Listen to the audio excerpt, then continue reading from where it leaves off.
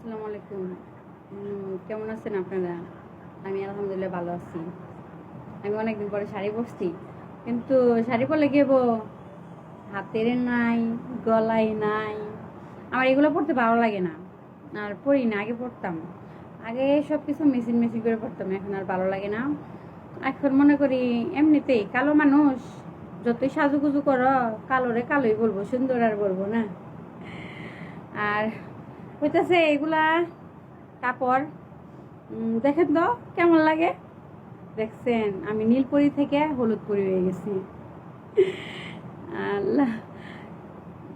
আমার বোন এগুলার ব্যবসা করতে চাইতেছে, মানে বোনে করতে চাইতেছে, কিন্তু একা সাহস পায় না। পরে আমার বলছে, আচ্ছা পাখি চল দুজনে কিছু একটা করি, এই আর কি। পরে ভাবলাম যে বোন বললো যে তোর পছন্দ ভালো, তুই আমার সাথে চল। পরে ওর সাথে যায় সেরে এটা চালু করতেছি, দেখি পারি কিনা। আপনারা দোয়া করেন আমার জন্য, আমি যেন পারি। হ্যাঁ,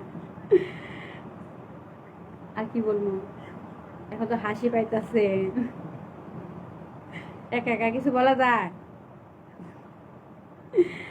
আচ্ছা, ভালো থাকেন আপনারা। হ্যাঁ, আল্লাহ হাফেজ।